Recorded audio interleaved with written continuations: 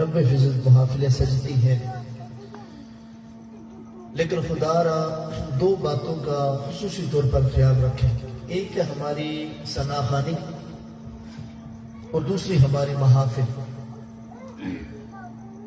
دین سے دوری کی وجہ سے آج ثنا خوانی کا شعبہ بھی زوال پذیر ہے، اور آج ہماری محافلیں بھی زوال پذیر ہیں، انتہائی درد دل کے ساتھ۔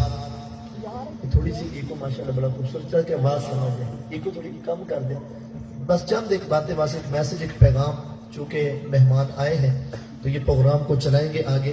میں نے صرف دو باتیں، ایک نعت خوانی اور دوسرا محافل۔ یاد رکھیں ثنا خوانی یہ رب کی سنت ہے، یہ رب کی سنت ہے۔ اللہ رب العزت نے اپنے محبوب کی ثنا خوانی فرمائی ہے۔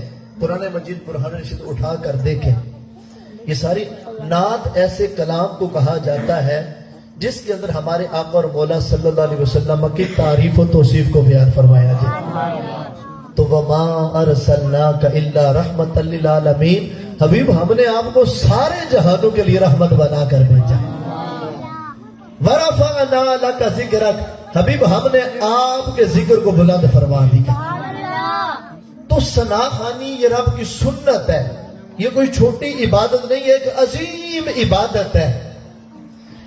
لیکن اس معاملے میں جو ہمارے اسلاف نے ہماری تربیت کی تھی، جو ہمیں سبق پڑھایا تھا، بدبختی سے ہم وہ سبق بھول گئے۔ پنجابی کے اندر وہ ناچ ناچ کے ناتا، ٹپ ٹپ کے ناتا اور گانے کی طرز پر ناتے۔ ہمیں تو یہ درس دیا گیا تھا، حضرت جملہ سمجھ آئے تو سبحان اللہ کی صدا آنی چاہیے۔ ہمیں یہ سبق پڑھایا گیا تھا، یہ درس دیا گیا تھا کہ لو سانس بھی آہستہ کہ یہ دربار نبی ہے۔ اور کیا فرمایا؟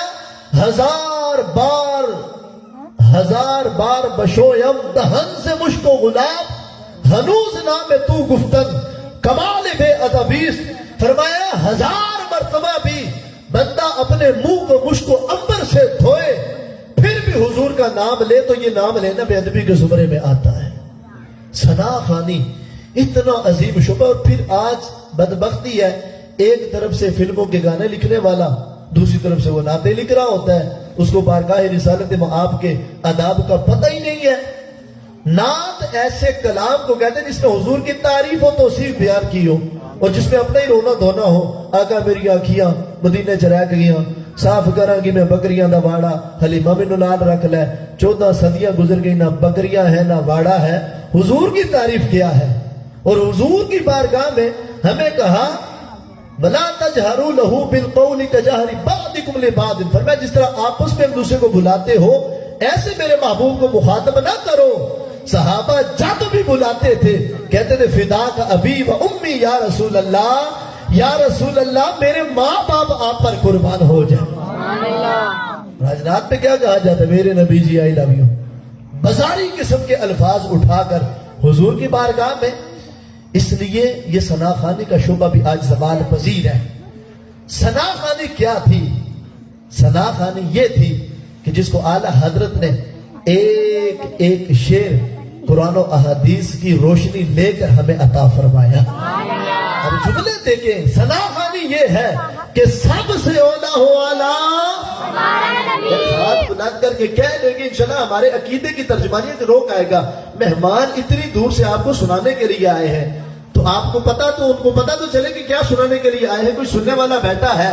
سب سے اولا ہو اعلیٰ، سب سے بالا ہو اعلیٰ، ملک کے کونین میں انبیاء تاجدار، تاجداروں کا آقا، تاجداروں کا آقا، خلق سے اولیاء، اولیاء سے رسول اور رسولوں سے اعلیٰ، چمک تجھ سے پاتے ہیں سب پانے والے، میرا دل بھی چمکا دے، میرا دل بھی چمکا دے۔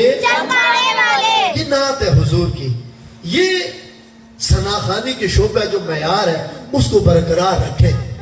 اور پھر دیکھیں آج ہم کہیں کہ ہم نعت پڑھ کے کریم آقا صلی اللہ علیہ وسلم کے نعرہ ساتھ تکبیر، نعرہ رسالت، نعرہ حیدر۔ اعلیٰ حضرت عظیم البرکت نے حق ادا کیا ثنا خوانی کا.